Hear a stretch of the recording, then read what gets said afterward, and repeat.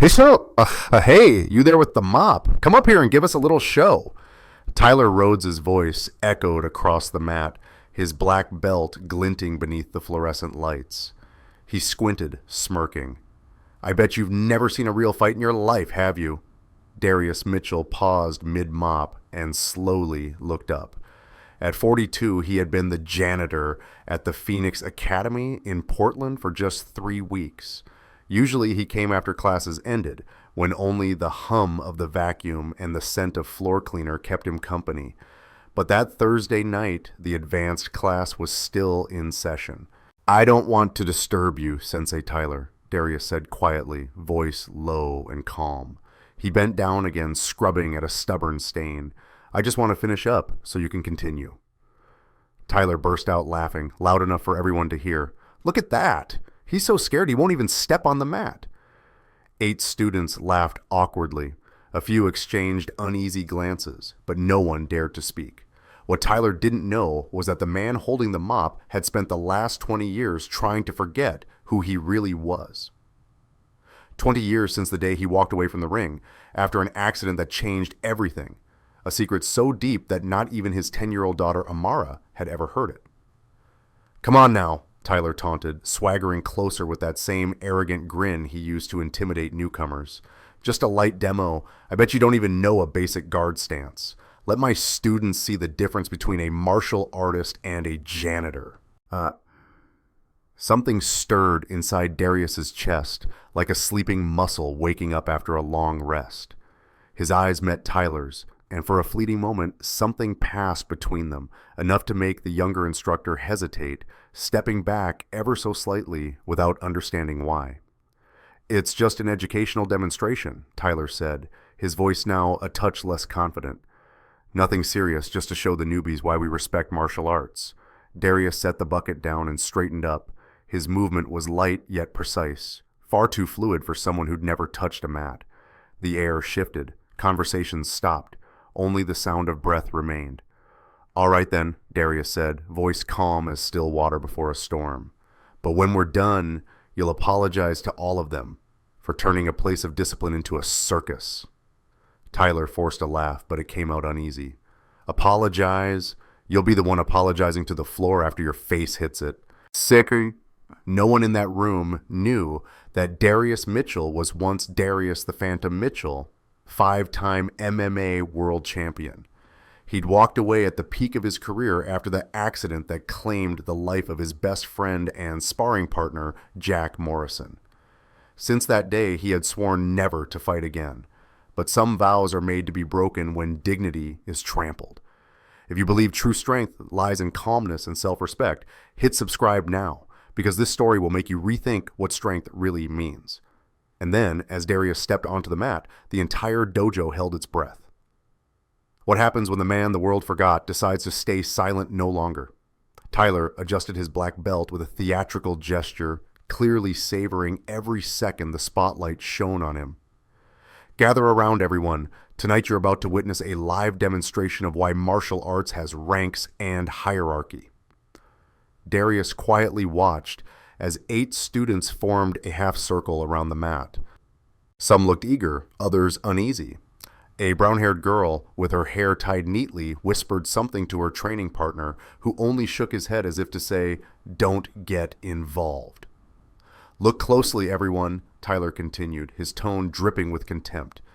This is the perfect example of why everyone should know their place. This dojo isn't for, well, you get the idea.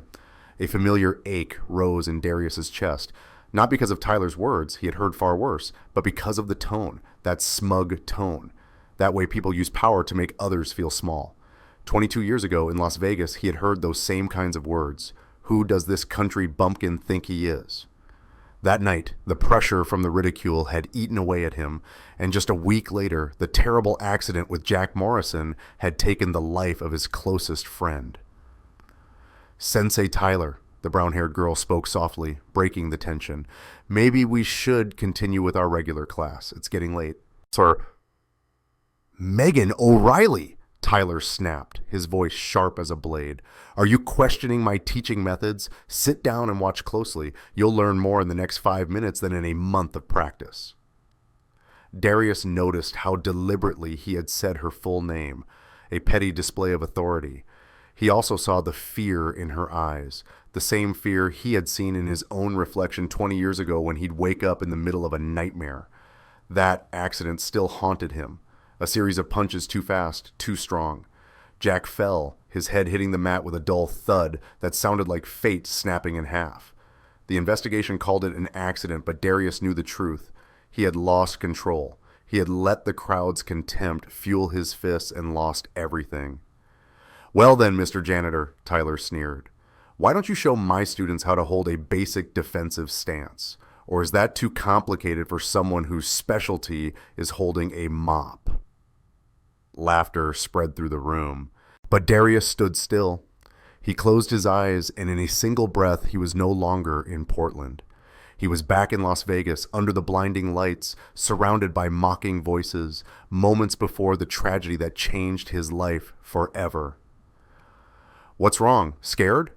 Tyler's voice cut through the silence as he began circling Darius like a predator sizing up its prey.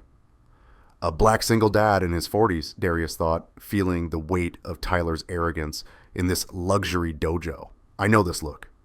Or are you just planning to stand there like the floor lamp you push around all day?"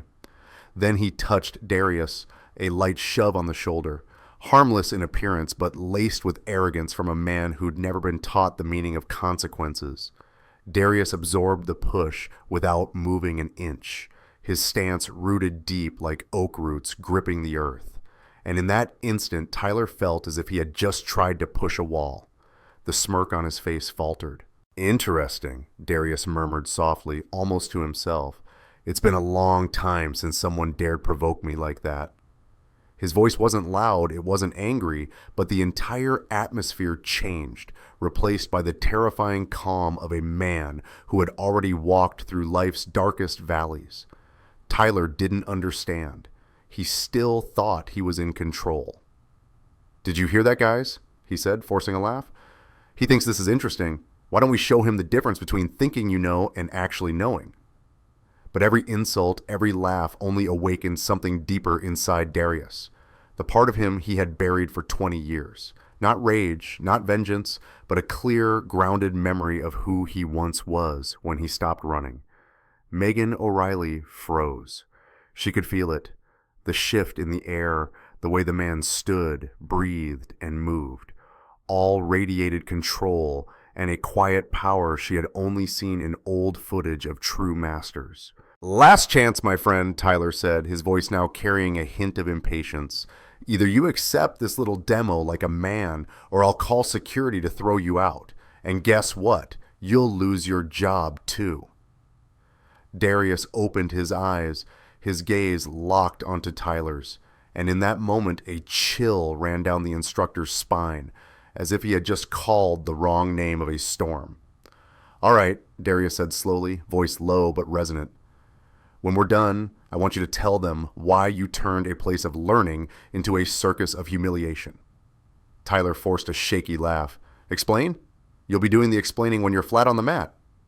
No one in that room knew that for 20 years, Darius hadn't just been running from his past.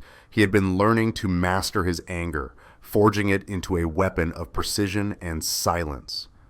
Every insult, every shove only fed the storm waiting to be unleashed, and Tyler Rhodes was about to be the first and perhaps the last to feel its full force. Tyler adjusted his stance, clearly pleased with the heavy silence that filled the dojo.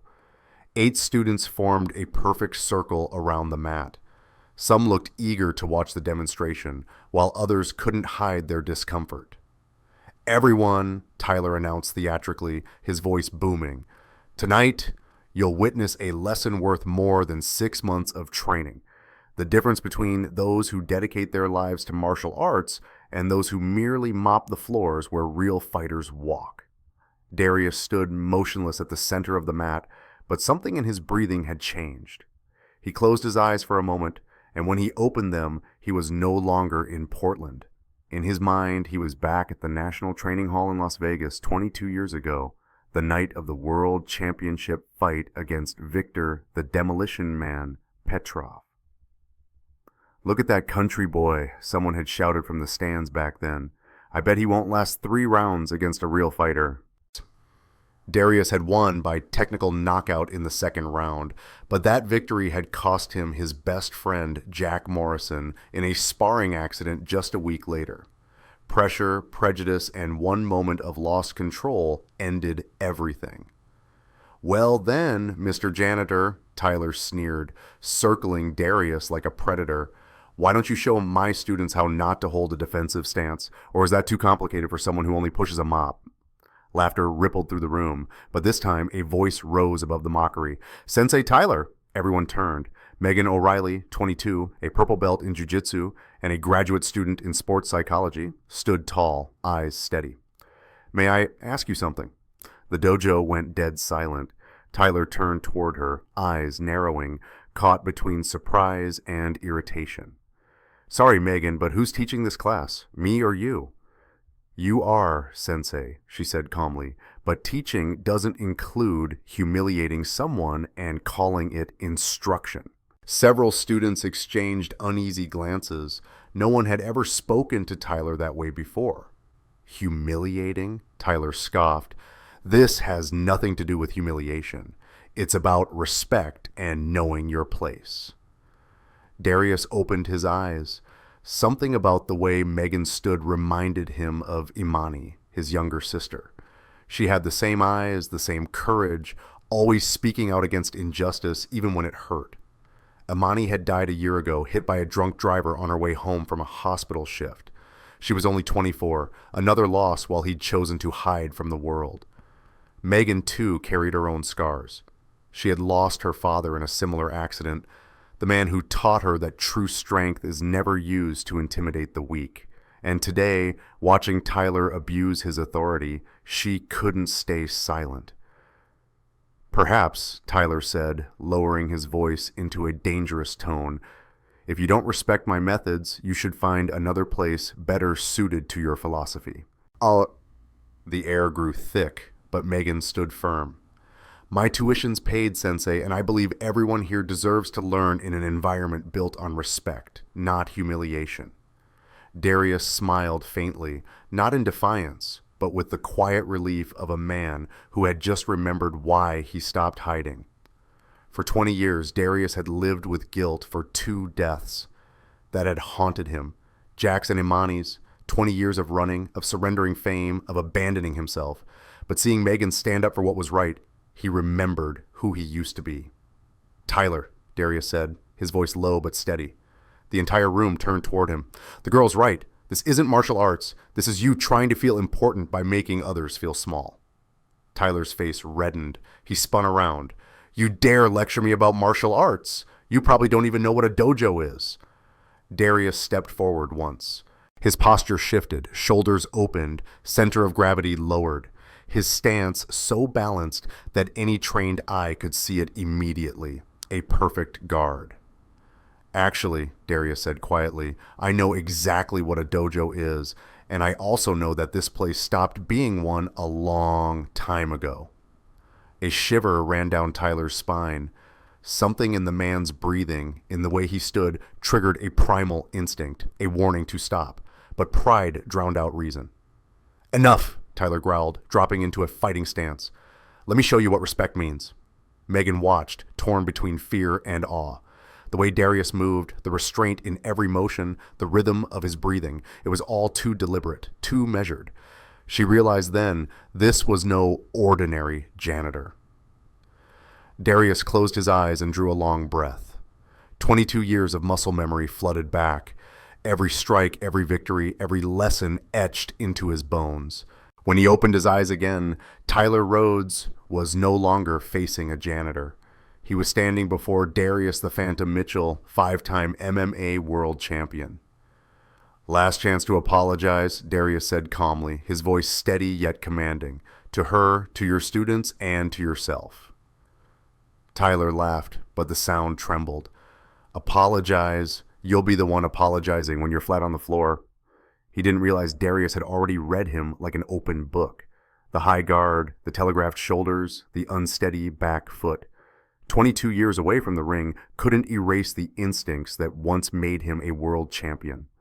Megan noticed several students subtly step back, as if sensing the storm about to break. The air grew heavy, electric, like lightning waiting to strike. Darius stood still, eyes calm, a faint smile crossing his lips. Not anger, not vengeance, but the quiet resolve of a man who had finally found a reason to break his 20-year silence. And as he took his first half step forward, everyone in the room understood. Something extraordinary was about to happen. The Phoenix Academy fell into a suffocating silence. Every gaze fixed on the two men at the center of the mat, one wearing a black belt, rigid in a mirror-practiced stance of confidence, and one who had been holding a mop just minutes earlier, now standing upright, shoulders relaxed, eyes lit with an uncanny calm. Tyler adjusted his black belt, his movements slow, almost ritualistic. He needed this moment, needed that feeling of power to hide the unease creeping through him. "Everyone focus," Tyler declared, striving for solemn authority. "What you're about to see isn't just a regular session. This is a lesson about hierarchy, about why people like us spend years earning this black belt." He patted the belt. The sound rang out in the silence. Darius watched Tyler with the eyes of a man who had seen too much. He recognized it immediately. This wasn't true confidence. It was a mask he himself had once worn, a similar mask 20 years ago, when he'd been breaking inside but had to appear invincible outside. "Tyler," Darius said softly, his tone not threatening, "are you sure you want to do this?" It wasn't a challenge, it was a warning, one last time. But Tyler had gone too far to back down. People were watching. If he retreated now, he'd lose all credibility. "I don't just want to," Tyler answered, his voice a notch higher, a tell of nerves. "I need to do this so my students understand that respect isn't optional." A few students exchanged uneasy glances.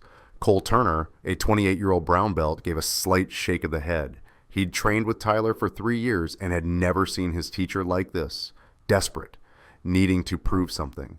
Megan O'Reilly pulled out her phone, not to record, but to take notes.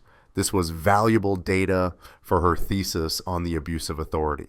Yet something in the way the janitor stood made her uneasy, as if they were about to witness something far beyond a typical confrontation. "Do you know," Tyler went on, beginning to circle Darius like a seasoned fighter, "I spent 8 years earning this belt? 8 years of daily training, injuries, losses. And you? How many years have you spent pushing a mop?" Darius didn't answer. He just stood there, but something in his silence made the room feel heavier. Nina Morales, the youngest student at 19, whispered to her friend, "I don't feel right, like something bad is about to happen." "Be quiet," her friend replied. "Sensei knows what he's doing." But Sarah Kim wasn't sure. She'd taken a year of psychology at university, and one of the first lessons was, truly dangerous people never need to threaten. They simply are present. And this janitor, he was present in a way that made the room feel smaller. Tyler settled into his favorite fighting stance, the one he'd used to intimidate hundreds of newcomers. Feet shoulder-width apart, fists at chest level, weight pitched forward. The classic posture of someone used to striking in controlled environments against predictable opponents. "This stance," Tyler said, striving to sound confident, "has sent plenty of newbies running." But even as the words left his mouth, he knew how hollow they sounded, because the man facing him wasn't a newbie, and he wasn't afraid. Darius Mitchell still didn't move. He stood like a statue, neck slightly tilted, gaze steady, neither fearful nor hurried to guard, only assessing. And as he assessed, Darius saw everything. The high guard exposing Tyler's ribs, the unstable base ruining balance, the over-tense shoulders telegraphing every motion before it began. The weight pitched too far forward, a light pull would topple him. Knees insufficiently bent, no quick redirection. Fists clenched too tight, energy lost before the strike. 20 years off the circuit, but Darius's eyes still scanned like x-rays. "You know what's interesting, Tyler?" Darius finally spoke, as casually as if remarking on the weather. "For 20 years, I've tried to forget everything. How to move, how to breathe, how to read an opponent. I thought if I forgot, I'd be safer. The people around me would be safer. Tyler frowned, not understanding. But it turns out, Darius continued, a sad smile touching his lips, some things can't be forgotten. They live in the muscles, in the bones, in the way your heart beats when danger stands in front of you. And right now, when I look at you... See what? Tyler asked, his voice slightly unsteady. I see that you're afraid, Darius replied simply. Not afraid of me. Afraid you're not enough. Afraid that even with a black belt, you're still the kid who feels he has to prove something. The words slid into Tyler's heart like a knife because they were true. Completely true. Neon lights washed over the polished floor. Tyler's breathing grew ragged. Darius's remained even and light, like wind brushing a window. Darius could practically feel his opponent's energy scattering. Megan watched them both, and she began to see, not with her eyes, but with the instincts of someone who studies human dynamics in sport. Tyler was fighting himself, his father, his past, every voice that said he wasn't enough. And Darius?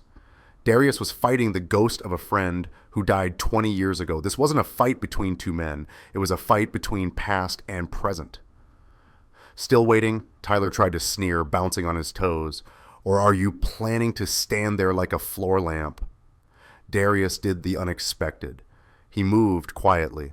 Just a small foot adjustment, a subtle drop of the center, shoulders relaxing into a perfect horizontal line. But to anyone who knew how to look, it was an instant and terrifying transformation. From an ordinary man, Darius Mitchell became Darius the Phantom Mitchell, the 5-time MMA world champion. A few students swallowed hard. Megan O'Reilly was the first to grasp the significance of that shift. A chill ran down her spine. She had watched hundreds of hours of footage of the old masters. This wasn't instinctual flinching, it was fight sense, polished by thousands of hours on the edge of life and death. She'd seen how Muhammad Ali moved, how Bruce Lee broke rhythm, how Anderson Silva bewildered opponents, and now she was seeing the same thing right in front of her. No, she whispered, her hand trembling as she pulled out her phone. He's not ordinary. Cole Turner beside her glanced over. What did you say? Look at his stance! Megan pointed at Darius, her voice a mix of excitement and fear.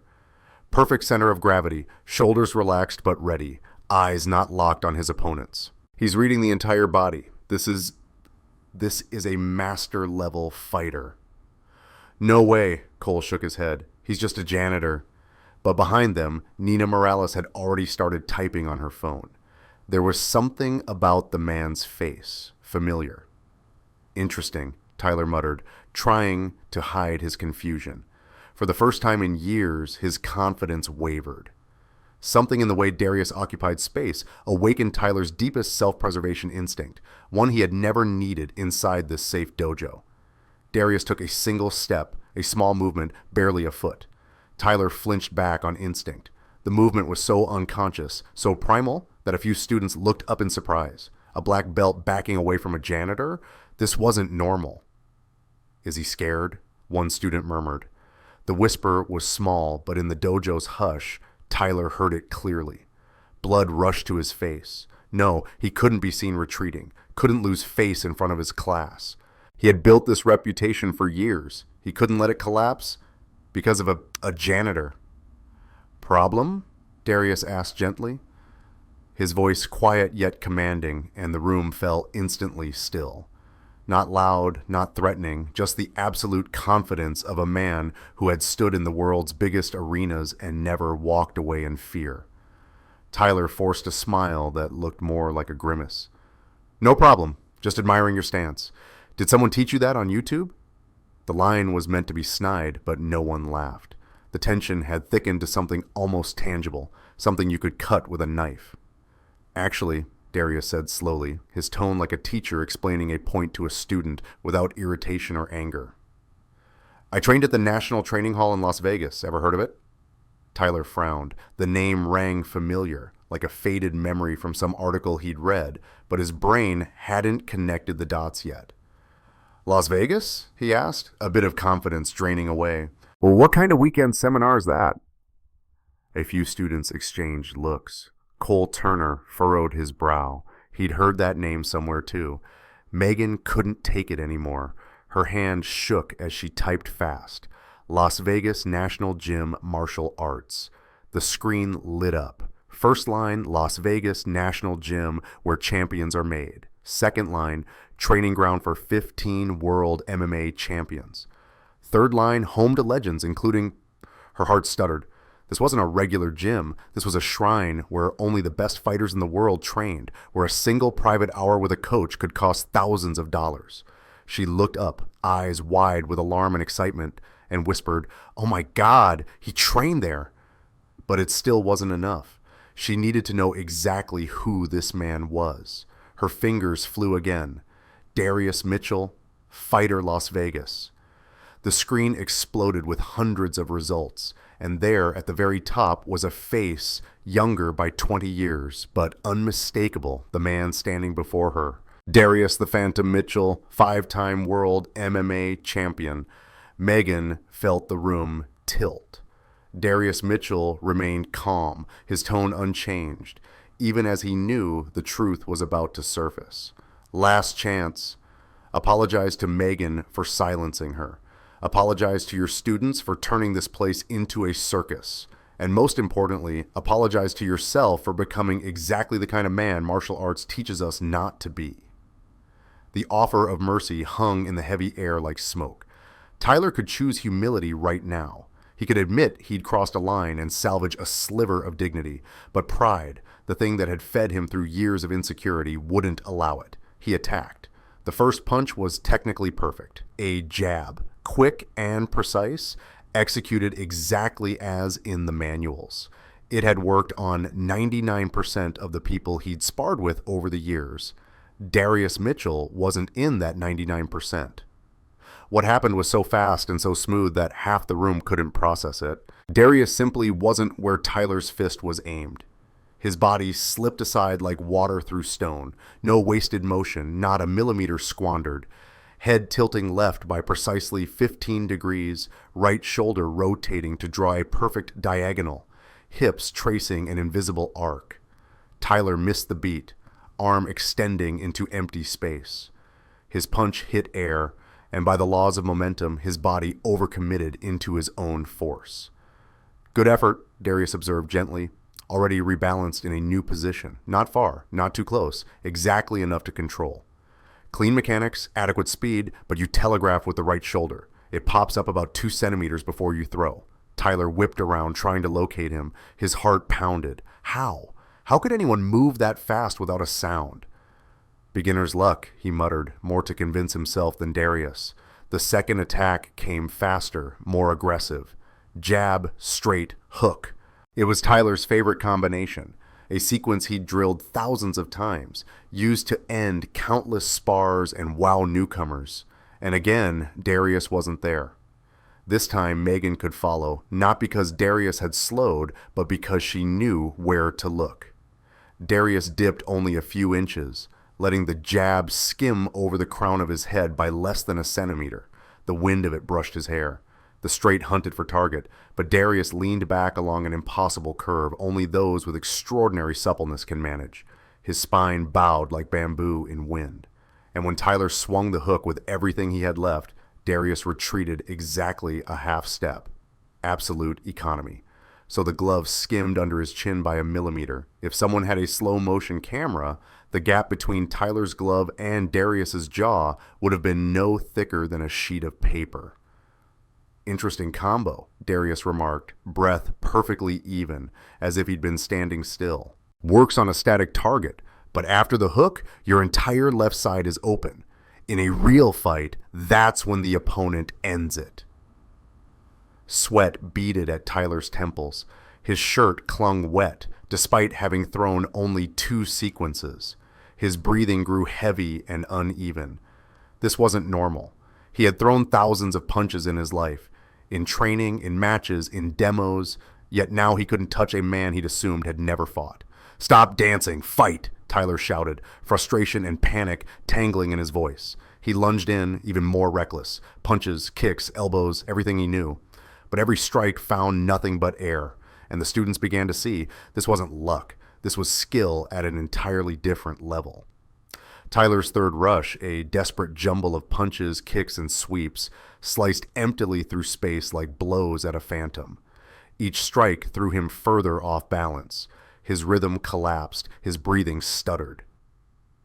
Sweat stung his eyes, blurring his vision. Then, suddenly, as clarity flickered, Tyler realized something terrifying. Darius was very close, right in front of him, close enough to see every detail in the man's face. "You... how?" Tyler panted, chest heaving.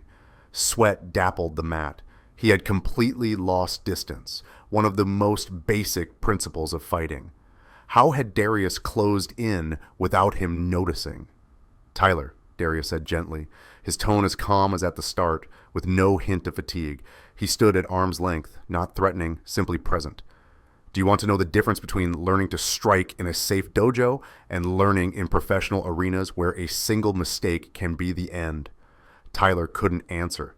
His lungs were burning, his legs trembled.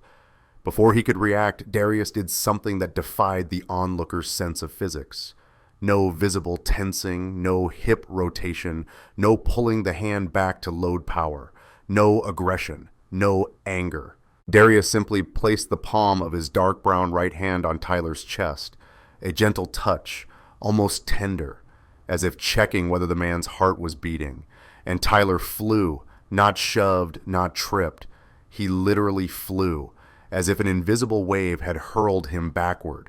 His feet left the floor. His body hung for an impossible instant in midair. Time seemed to slow. Then gravity reclaimed him. Tyler sailed back nearly 2 meters, an absurd distance for such a light touch, and landed flat on his back with a thud that made the entire room hold its breath at once. The sound echoed in absolute silence. No laughter, no cheers, no clapping, only the horrified quiet of people who had just seen something beyond their understanding of martial arts. Cole Turner stood slack-jawed, unable to believe what he'd witnessed. Nina Morales clutched her friend's sleeve, eyes wide. What just happened? Tyler lay motionless for a few seconds, maybe 3, but it felt like a minute, his eyes locked on the blazing neon overhead as he tried to process what had just happened to his body. No pain. That was the strangest part. He felt only an irresistible force, as if a tidal surge had toppled him, as if a strong wind had blown him away, as if every ounce of strength in his body had been neutralized by a physical principle he didn't understand. That's impossible, Tyler stammered, voice shaking. He lurched to sit up, but his legs were jelly, unresponsive. Megan O'Reilly stood stunned, phone trembling in her hand. In 2 years of sports psychology research, after analyzing hundreds of hours of fight footage and reading dozens of studies on combat biomechanics, she had never seen, not even on video, such a display of pure, controlled power. No brutality, no anger, no showboating, just the clinical, perfect application of a technique she'd only ever read about in ancient martial arts lore, what some call internal power or feijin in Chinese systems. But this wasn't myth. It was happening right in front of her. "In fact," Darius said evenly, stepping forward and offering Tyler a hand up, a gesture of respect after putting him down. "It's quite simple once you understand leverage, precise timing, and how to transmit energy from the ground through the whole body. Principles I learned and refined over my 22-year professional career." 22 years professional? Those words hung in the air. Tyler batted the hand away, trying to stand under his own power, one last struggle to preserve a shred of pride. But his legs still shook, his knees still buckled. He had to lean against the wall to steady himself. 22 years professional in what? Tyler echoed, dazed and horrified. Megan couldn't stay quiet any longer. She stepped forward, phone raised for all to see. Her voice trembled, almost a reverent whisper. "Sensei Tyler, you don't understand who he is, do you?" Every eye in the room turned to her. Tyler looked over, face still ashen. On Megan's screen, dozens, no, hundreds of articles, photos, and videos filled the search results, all about one man, Darius the Phantom Mitchell. Darius Mitchell, Megan read aloud, her voice shaking with both fear and awe. Nicknamed the Phantom, 5-time consecutive world mixed martial arts champion from 2001 to 2005, considered one of the most technically sophisticated and hardest to hit fighters in MMA history. Professional record, 47 fights, 47 wins, 0 losses, 0 draws. Retired unexpectedly at age 29 at the peak of his career. She stopped, her voice catching as she read on. After a tragic training accident claimed the life of Jack Morrison, his sparring partner and closest friend, Mitchell never stepped into the ring again. The whole room detonated in silence, not with noise but with realization, shock, absolute astonishment. Tyler's face went from pallid to paper white. His lips parted but no sound came out. He had just challenged a living legend. He had publicly tried to humiliate a man whose ordinary punch could have sent him to the hospital. Worse, the man hadn't even needed to punch. A single gentle touch had been enough to show Tyler exactly where he stood. 5-time world champion? Tyler stammered, like a child discovering that Santa Claus really exists, except this Santa Claus could crush him with a pinky. Undefeated? 47 fights? Darius nodded quietly, without pride or boasting, just a simple fact. I retired at 29, he said, his voice carrying a deep sorrow. Since then, I've done any work I could find. Cleaning, maintenance, gardening, repairs, simple jobs, a simple life. No spotlight, no cameras, no need to prove anything to anyone, and most importantly, no ring. Why? Nina Morales asked softly, with the unguarded curiosity of 19. Why give it all up? Darius looked at the young woman, and in his eyes lay a pain 20 years hadn't erased. Because I killed my best friend, he said plainly. Jack Morrison. He was 22. We were training. I lost control, and he never woke up. Silence pressed down. After that, I realized strength without control is the most dangerous weapon, and if I couldn't trust myself, it was best not to use it. So I disappeared for 20 years. I didn't hit anyone, not even in self-defense, until tonight.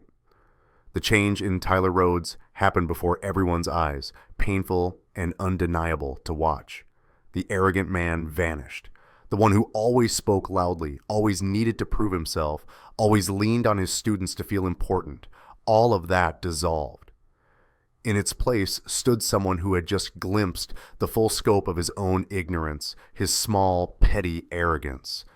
I didn't know, Tyler whispered, voice breaking. If I'd known who you were. If you'd known, you would have treated me with respect, Darius cut in, still gentle, his words sharp as a surgeon's blade. That's good. But then the real question is, would you still humiliate another janitor, another worker without a championship to defend himself, a new student who doesn't dare speak up to you? That question pierced Tyler deeper than any physical blow, because Darius had touched the root of the problem. Not ignorance, not misunderstanding, but arrogance. The belief that one has the right to belittle others because of status, titles, or their job. Tyler sank to his knees in the middle of the mat, unable to stand, not because his body was weak, but because his spirit had collapsed. And in that silence, every student saw something they would never forget. A lesson that true strength doesn't come from defeating an opponent. It comes from knowing when you don't need to strike at all.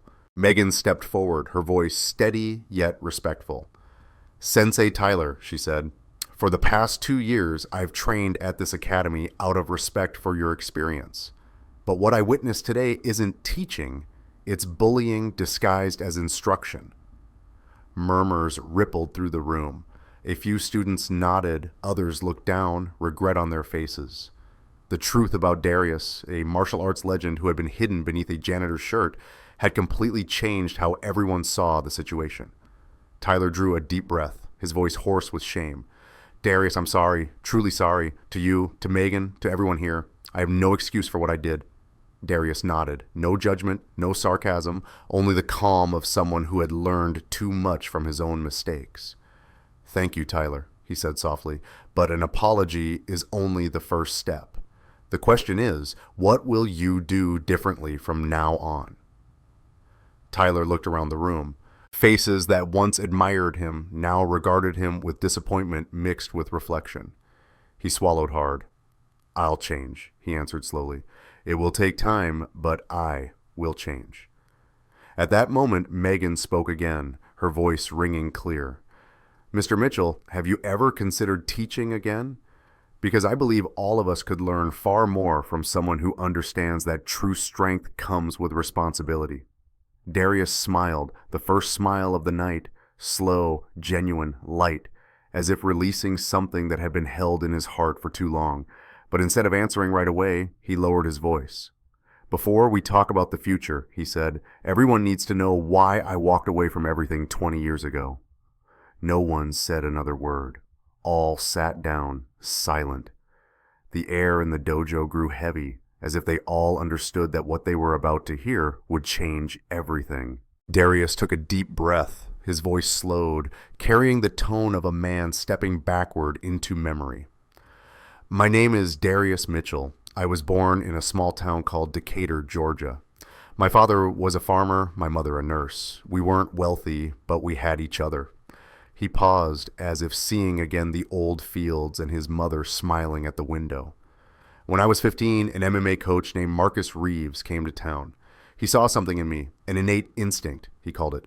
He trained me for free every day after school. By 18, I was state champion. At 20, I turned pro. At 22, I was a world champion. Megan fell silent, her hand taking notes, no longer as a research student, but as someone hearing a confession. Darius went on. But there was a problem. Every time I won, people said it was luck, that I didn't deserve it, that I didn't belong in their world. Not because I was a black man in a majority white sport, but because I didn't come from a big gym, didn't have connections, didn't have money. His voice deepened, and bit by bit, those words ate away at me. I began to fight to prove a point, to fight out of anger, not out of love for the art anymore. Tyler listened, his gaze growing heavier. He understood pressure, wounded pride, the need for validation. It was his story, too. After I won my 5th belt, Darius continued, I started training with Jack Morrison, my best friend in the world. We were like brothers. His voice trembled slightly. That day was just a normal practice, but I came into the gym angry. A reporter had just written that my win was luck, that I'd soon be exposed, and when Jack and I started sparring, I lost control. I hit too hard, too fast, too angry. He closed his eyes and drew a hard breath. One punch. Jack fell. His head hit the mat, and he never woke up. The dojo sank into absolute silence. A few students bowed their heads, eyes reddening. They said it was an accident, but I knew it was my fault. I let anger steer me, and my best friend paid the price. 3 days later, I retired. I gave up the belts, the money, everything. I disappeared. I swore to myself I would never fight again, never let my fists hurt anyone else. He gave a faint, sorrowful smile, and I kept that promise for 20 years. I worked as a janitor, maintenance, whatever I could find. Simple jobs, a simple life. No spotlight, no cameras, no need to prove anything to anyone. And most importantly, no ring. Not even my daughter Amara knew who her father used to be. Megan quietly wiped away a tear. The story wasn't only about guilt. It was about atonement, about choosing to live smaller to protect the world from oneself. But today, Darius looked toward Megan. I saw a young woman stand up for what is right. Protect others, speak out even when it might cost her. His eyes were warm and bright, like a light switched on after 20 years of darkness. And I realized I was wrong. Strength isn't the problem. The problem is how we use it. Hiding, fearing, avoiding, that doesn't honor Jack. He turned to Tyler. If I teach again, I'll teach this. True strength isn't in making others feel small. It's in helping them stand taller, in knowing when not to strike. Martial arts isn't about controlling your opponent. It's about controlling yourself. Tyler nodded slowly. The room was quiet, save for the long exhale of people who were truly understanding. I get it now, he said softly. And I'm sorry, not just for today, but for every time I used my position to make someone feel lesser. Darius set a hand on his shoulder, not to assert dominance, but to share the weight. We've all made mistakes, Tyler. The question is whether we learn from them. 3 months later, morning sunlight poured through the windows of the Phoenix Academy, illuminating a scene very different from the night everything changed. Darius Mitchell stood before the class, no longer a janitor, but an instructor. There was no colored belt on his uniform, only plain white fabric. "Why don't you wear a belt, Sensei?" a young student asked on the first day. "Because a belt is just cloth," Darius replied. "It doesn't make you a better fighter, and it doesn't make you a better person. What makes you better is the person you choose to be every day." From the 8 students of that fateful night, the class had grown to 32. All over Portland, people were talking about Sensei Darius, the man who had been a legend, lost everything, then found himself again through teaching. But this wasn't an ordinary martial arts class. "Today," Darius said, "we won't start with technique. We're going somewhere." A bus took the entire class to Rose City Cemetery on the outskirts of town. Darius led them to a simple grave. Jack Morrison, 1983 to 2005. He lived to fight and fought to live. Darius knelt and laid his dark brown hand on the headstone. "This is Jack Morrison," he said softly, "my best friend, and he died because of me." The class stood silent as Darius told the whole story. No abridging, no evasion, the pressure, the anger, the punch, the death. "I retired the next day," he concluded, "not because I was afraid to lose, but because I was afraid to win when I couldn't control my strength.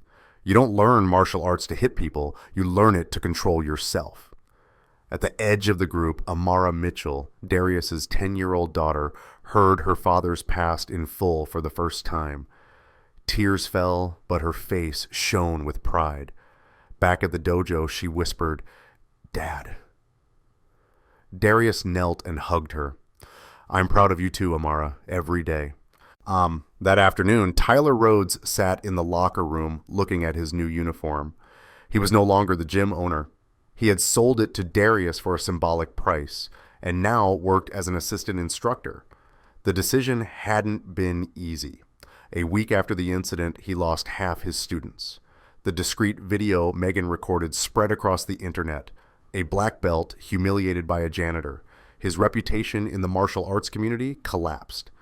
Ironically, it was the best thing that had ever happened to him. Over the past 3 months, Tyler had learned more than martial arts. He learned humility, respect, and how to teach without domination. Most importantly, he understood that value doesn't come from making others smaller, but from helping them grow. Tyler knocked on the door. "Darius, there's a new student I think you'll want to meet." In the lobby stood a 15-year-old girl with her mother. The girl kept her eyes down, shy. "This is Emma," the mother said. "She's being bullied at school. We hope martial arts can help her feel more confident." Tyler saw himself 20 years earlier, awkward, insecure, longing for a place to feel worthy. He knelt to meet her eyes. "Emma," he said gently, "I can't promise that martial arts will make you strong, but I promise it will teach you something more important, that the strength was already inside you." Emma looked up, a spark of hope in her eyes. "Really?" "Really," Tyler smiled. "And I know because someone just taught me that." 3 months after the incident, Darius stood in his office, no longer the tool closet it used to be. The walls were covered in photos, not of his victories, but of his students, their progress, their smiles, their stories. Megan O'Reilly knocked. "Sensei Darius, may I come in?" "Come in, Megan." She placed her freshly finished thesis on the desk. "I wrote about the abuse of power in martial arts. I wanted to thank you." "Thank me?" Darius smiled faintly. "I only stood up for myself." Megan shook her head. "No, you showed us that true strength isn't the ability to hurt others, but the ability to hold back." She paused a beat, then continued.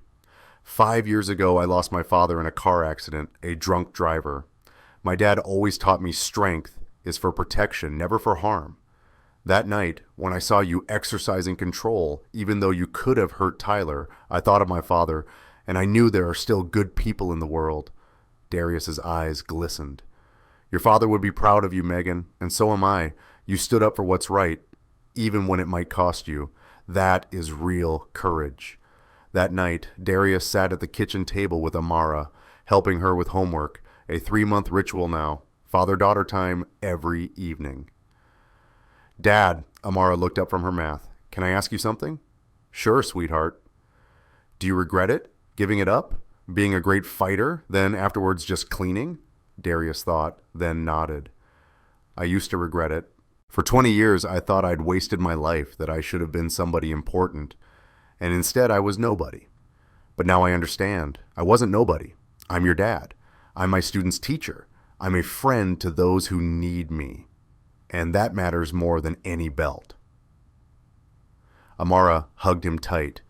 To me, you're a champion, the one champion. 6 months later, the dojo was packed. 50 students of all ages and backgrounds, affluent and struggling, confident and timid, strong and fragile. Darius stepped out, beltless, carrying only a heart full of experience. Today I ask, why do you train? To be strong, to defend myself, to win. Darius nodded, then said, all true. But the truest answer is, you train to find out who you really are. Not the strongest or the fastest, but the best version of yourself. The one who controls power, lifts others up, and knows when to strike and when to step away. That's the lesson I learned the hard way, and I hope you learn it without paying the price I did. The class fell quiet, then applauded, not loudly, but steady and respectful, as if they'd just found something they hadn't known they were seeking. A year later, Darius stood before Jack Morrison's headstone. He came every week, no longer out of shame, but out of gratitude. Thank you, Jack, he whispered. You taught me the greatest lesson. Uncontrolled strength is dangerous. Controlled strength is a gift. I'm trying to live in a way that makes you proud, with every student, with Amara, so that the tragedy carries meaning. A light breeze moved through the cemetery. Darius smiled and walked back to the car where Amara was waiting. Did you talk to Uncle Jack, Dad? I did, sweetheart. What did he say? Darius looked back at the graves, then smiled at his daughter. He said, keep going. Make it matter. And that's what I'm going to do. When justice doesn't come from a punch, it comes from a lesson. Darius Mitchell proves that true strength isn't in knocking an opponent down. It's in lifting them up after the fall. Tyler Rhodes learned the hard way that respect can't be demanded, only earned.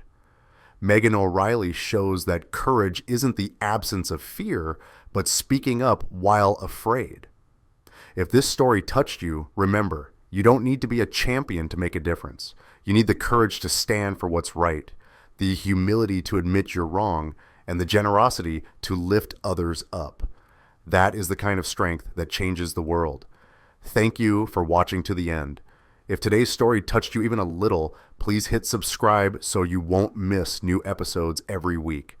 Which moment did you like most in the story? Tell me in the comments below. Don't forget to like the video so the algorithm knows you want more stories of justice and healing. If you're watching from a particular city, share where you're tuning in from. I'd love to see how wide our community reaches. See you next episode. A secret unlocked by a late apology.